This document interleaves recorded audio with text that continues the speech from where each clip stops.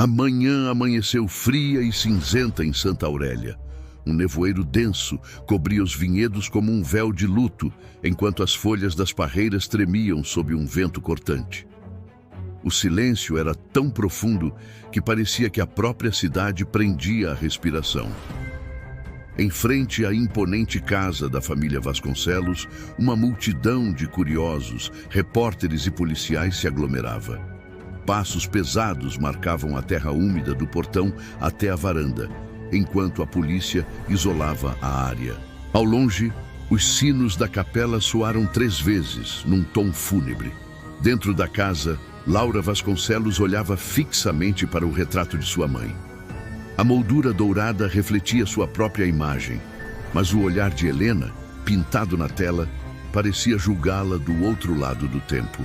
"O que queimou com o vento ainda vive entre nós", murmurou Laura, repetindo a frase enigmática do bilhete que agora repousava sobre a mesa. Sua voz embargou. "Mas o que isso quer dizer, mãe? O que você sabia?" Do lado de fora, a tensão era palpável.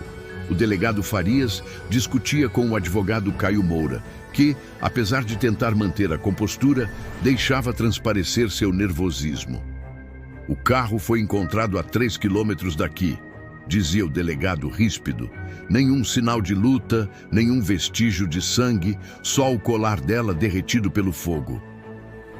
"Isso não faz o menor sentido", respondeu Caio com firmeza. "Helena Vasconcelos não era o tipo de mulher que desaparece sem deixar rastros." Farias o encarou com uma desconfiança evidente. "O senhor disse que veio entregar uma carta escrita há 10 anos. Quer me explicar como sabia que justamente hoje o vento sopraria da colina?" Caio respirou fundo, medindo as palavras. "Eu não sabia, delegado. Apenas cumpri uma instrução deixada por Ricardo Vasconcelos antes de morrer." O policial anotou algo em seu caderno, o olhar frio. "Pois bem, até que se prove o contrário, todos que estavam com ela ontem à noite são suspeitos, incluindo o senhor." A cena se amplia, mostrando a vasta propriedade cercada por fitas amarelas, os trabalhadores murmurando orações e o vento balançando os parreirais como uma procissão de sombras. Horas mais tarde, em seu escritório, Caio se refugiava do temporal. O som da chuva batendo na janela se misturava ao estalar das velas. Sobre a mesa, uma fotografia antiga. Ele e Ricardo Vasconcelos, jovens, sorridentes, com taças de vinho na mão. Caio tocou a imagem com melancolia. "Eu devia ter queimado isso há muito tempo", murmurou para si mesmo. Ele abriu uma gaveta e revelou um envelope idêntico ao que entregara a Helena. Dentro dele, outra carta nunca enviada, com a mesma caligrafia de Ricardo. "Se um dia o vento soprar de novo, não confie em ninguém da colina, nem mesmo nela." Caio fechou os olhos, atormentado por flashbacks. O som de risadas, um brinde, um beijo rápido roubado na escuridão de uma festa antiga. Helena. O segredo que ele nunca confessou. Enquanto isso, Laura descia até a adega da família. O cheiro de fermentação e madeira úmida preenchia o ar. No escritório subterrâneo, ela encontrou Rogério Almeida, o capataz, guardando papéis apressadamente. "Rogério, o que você está fazendo?" perguntou ela desconfiada. "Nada que lhe diga respeito, senhorita Laura. São apenas registros antigos." Ela se aproximou, o olhar determinado. "Desde que minha mãe desapareceu, tudo me diz respeito."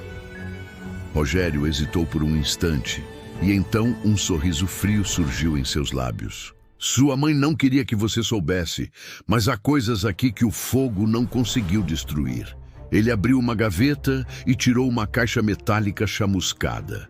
Dentro, um caderno com as bordas queimadas, mas com o nome Ricardo Vasconcelos, ainda gravado em dourado.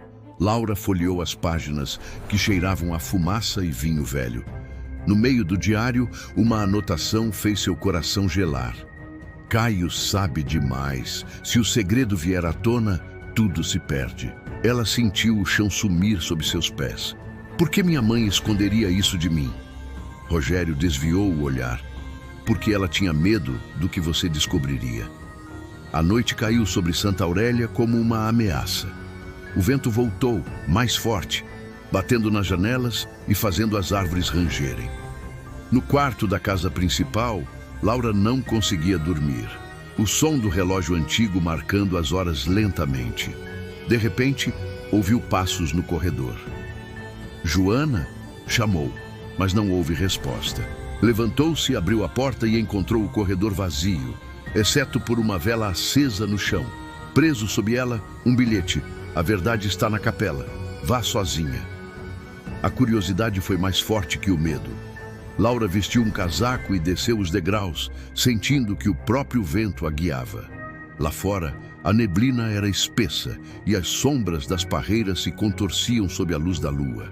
A capela ficava no alto da colina, com as portas entreabertas. Ao entrar, o cheiro de incenso e madeira queimada a envolveu. Lá dentro, o padre Augusto estava ajoelhado diante do altar. "Padre", disse Laura, hesitante, "o que está acontecendo?"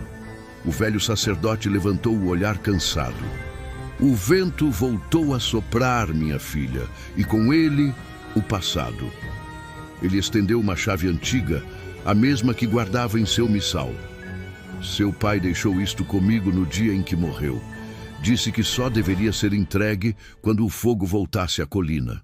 Laura pegou a chave, atônita. "E o que essa chave abre?" O padre hesitou, como se as palavras lhe queimassem a boca. O túmulo dele. Naquele instante, um trovão cortou o céu e a vela do altar se apagou.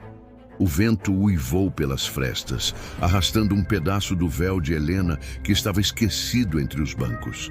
Laura o pegou trêmula. O tecido estava manchado de cinzas.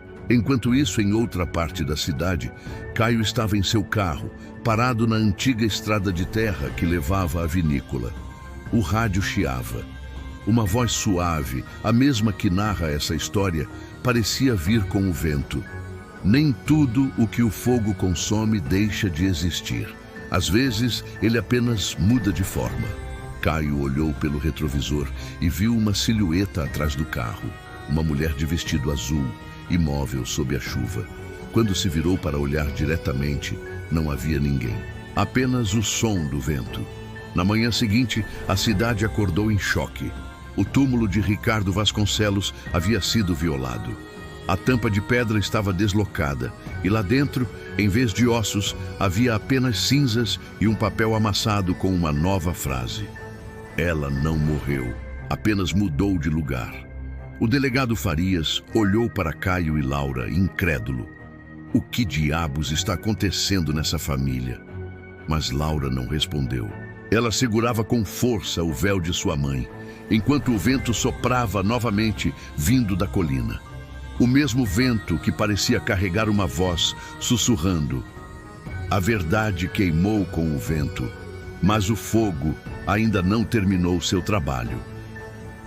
A imagem se afasta, revelando a colina em névoa, as parreiras curvadas como sombras em luto e no topo, a mesma figura de preto, observando a casa, imóvel como uma lembrança que se recusa a morrer.